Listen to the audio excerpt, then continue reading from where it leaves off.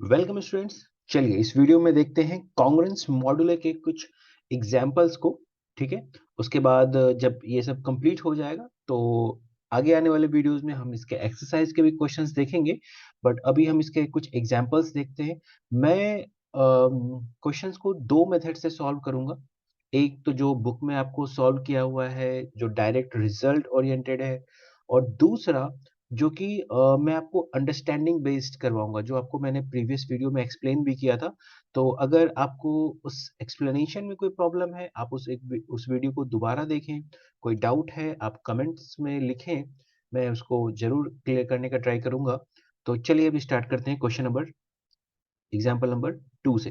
Right, so find the set of, the question is find the set of values, find the set of values of x satisfying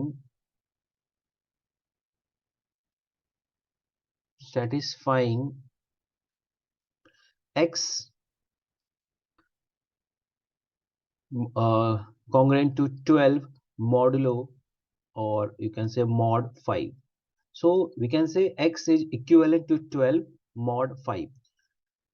ठीक है, तो हमें क्या करना है, find the set of values of x, मतलब more than one values भी हो सकते हैं, या वी कैन से सारे वैल्यू ऑफ एक्स, वो सारे एक्स बताइए जिसके लिए ये सेटिस्फाई हो रहा हो। क्या सेटिस्फाई हो रहा हो? So X should be equivalent to 12 mod 5। चलिए तो अपना सॉल्यूशन स्टार्ट कर सकते हैं। देखिए, तो मैं सॉल्यूशन स्टार्ट करेंगे। तो जो ये लिखा हुआ है एक्स इक्विवेलेंट टू 12 मॉड 5, मैंने बताया था अपने प्रीवियस वीडियो में कि ये क्या लिखा हुआ है, इसका क्या मीनिंग है। राइट, तो इसमें दो बातें कही जाती है। आप उन दोनों बातों को चाहे तो पहले क्लियरली लिख लें। क्या कहा गया है कि x मॉड 5, यानी x को अगर हम 5 से डिवाइड करेंगे तो जो रिमाइंडर आएगा, और 12 मॉड 5, यानी कि 12 को जब 5 से डिवाइड करेंगे तो जो रिमाइंडर आएगा वो दोनों सेम होगा। यही बात कही गई है इसमें, तो मैंने उसको पहले अलग अलग लिख लिया।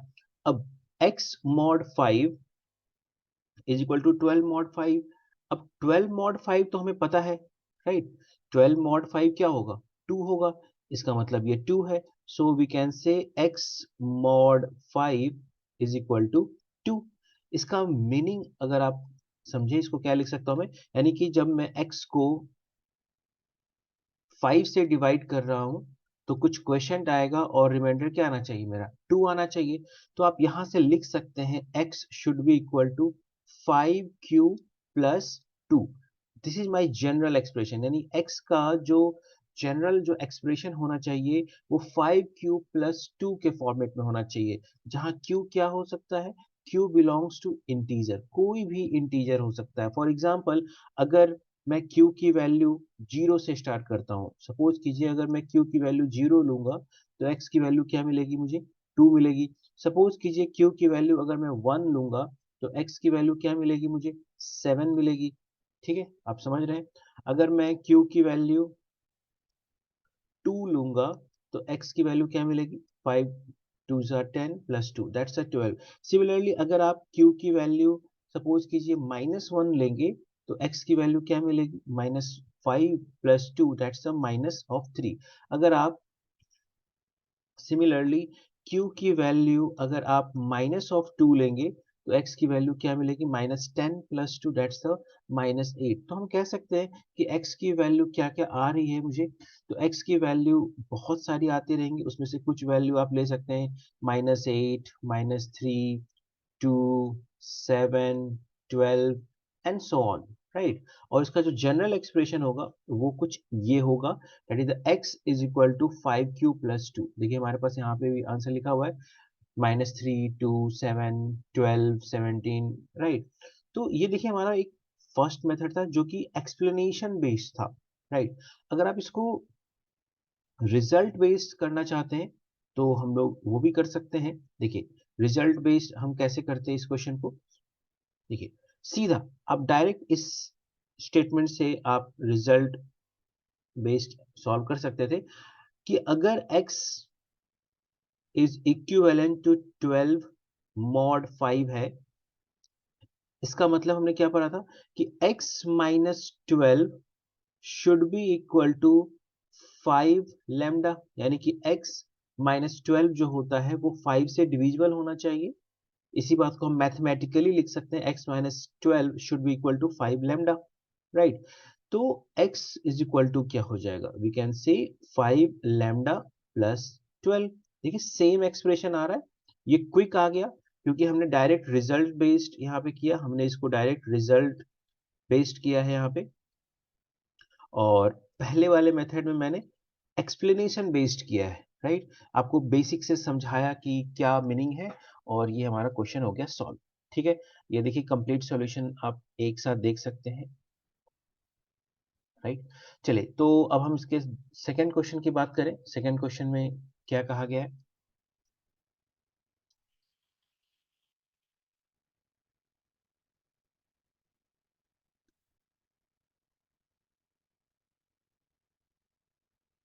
So that is example number 3।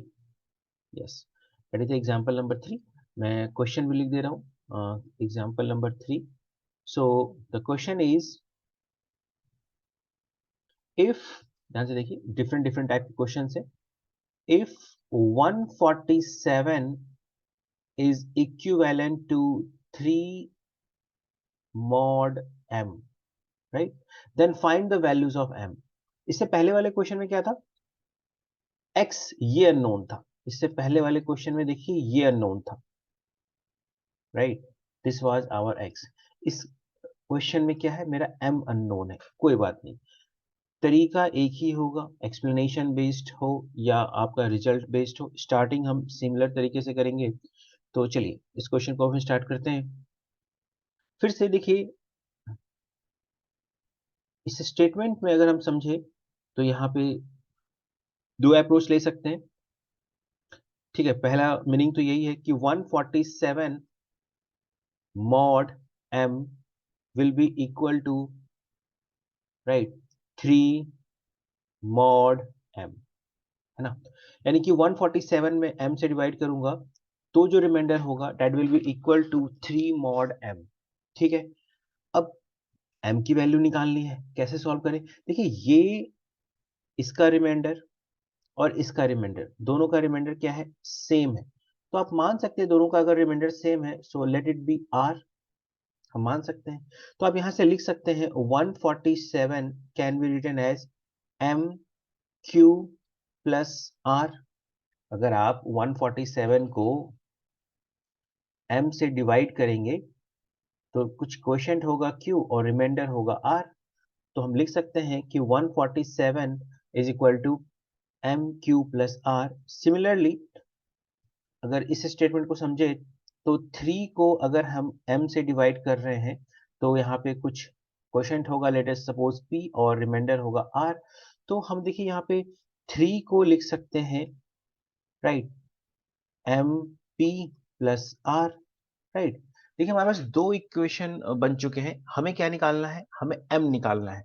अगर मैं इन दोनों इक्वेशन को सब्सट्रैक्ट कर दूं, अगर मैं इन दोनों इक्वेशन को सब्सट्रैक्ट कर दूं, माइनस माइनस माइनस, तो फायदा क्या होगा, फायदा ये होगा, देखिए r and r will be cancel out.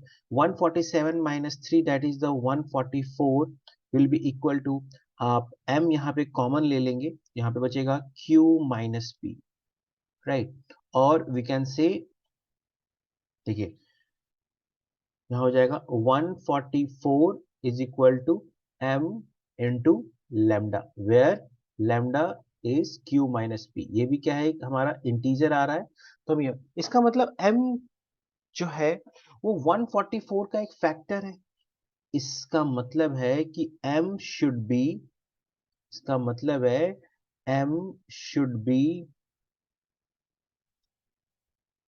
Factor of 144। m जो है 144 का क्या होना चाहिए, एक फैक्टर होना चाहिए, राइट। तो 144 का फैक्टर क्या क्या होगा आप वो सब लिख सकते हैं। So it will be 2 3 4 6 8 9 12 16 18 yes, 18, 24, 36, 48, 72 and the last that is the 144। तो देखिए ये एक तरीका था। अगर आप इसको शॉर्ट में करना चाहते थे तो भी हम कर सकते थे। कैसे करते? देखिए डायरेक्ट हमें पता है कि अगर ये लिखा हुआ है 147 is equivalent to 3 mod m, तो ये तो हमें रिजल्ट ही पता है क्या, कि अगर ऐसा है तो 147 minus 3 will be equal to m times of lambda. So 147 minus 3 that is the 144 is equal to m times of lambda, है ना? तो आप डायरेक्ट यहां से देख सकते थे कि m should be factor of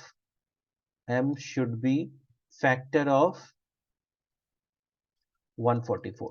तो आप देख सकते हैं रिजल्ट बेस्ड में कुछ नहीं है, मैं डायरेक्ट कर दे रहा हूं, और एक्सप्लेनेशन बेस्ड में मैं आपको डिटेल एक तरह से कह सकते हैं रिजल्ट को ही डिराइव कर करके आगे चल रहा हूँ। ऐसा इसलिए कर रहा हूँ ताकि आप इससे फेमिलियर हो जाएं।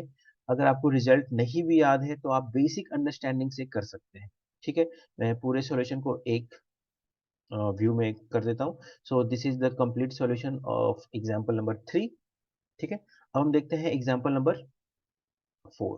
चलिए, एग्जांपल नंबर 4 है, देखिए the question is saying, example number 4,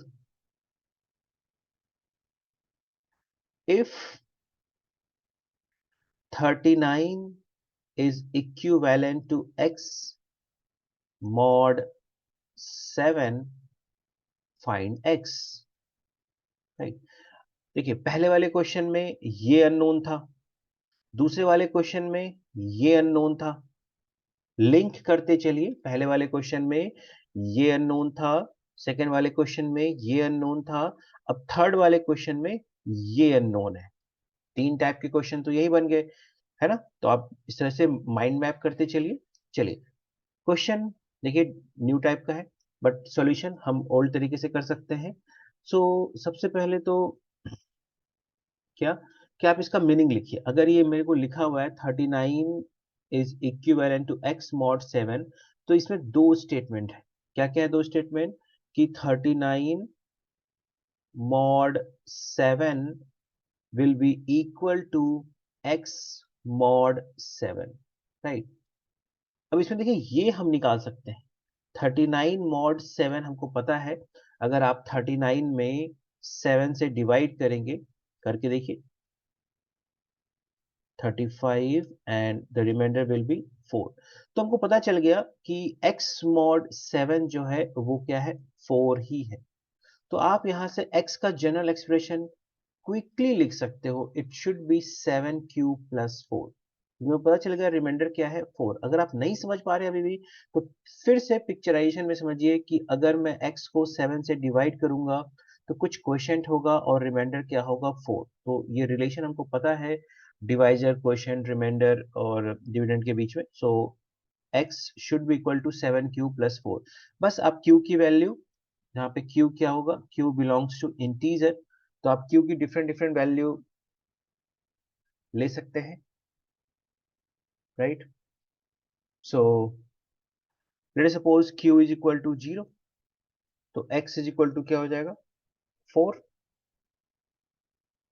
if we put q is equal to 1, it should be 11। if we put q is equal to 2, we will get 18।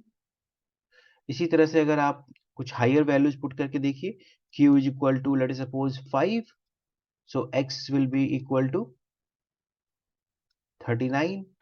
अगर आप q की वैल्यू 6 पुट करेंगे, so you will get 46 and so on. आप negative में भी put कर सकते हैं।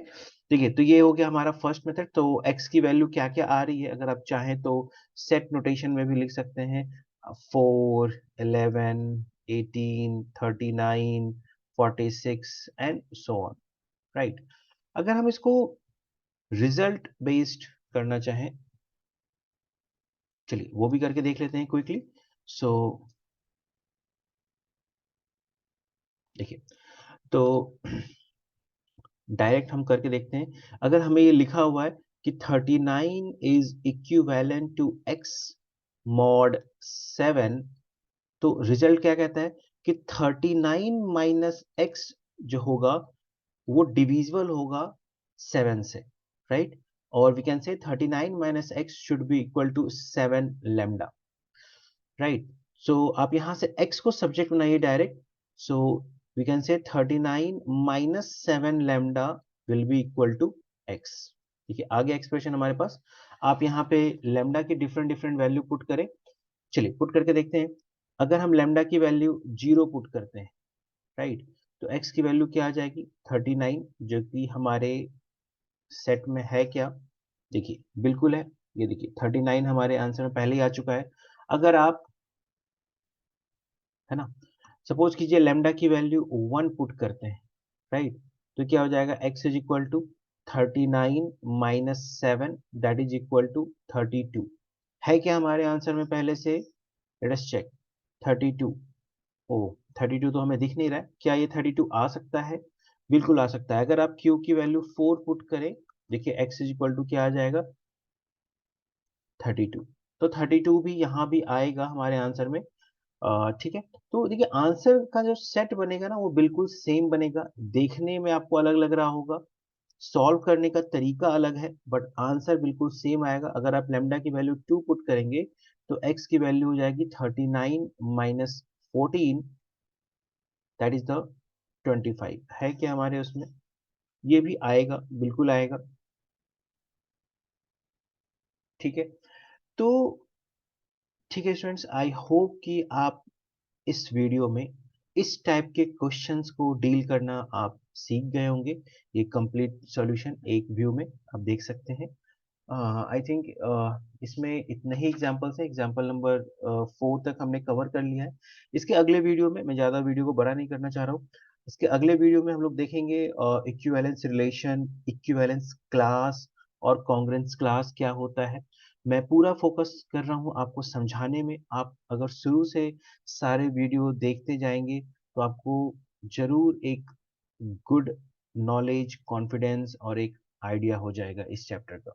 ठीक है, तो इस वीडियो में इतना ही। Thank you, thanks for watching.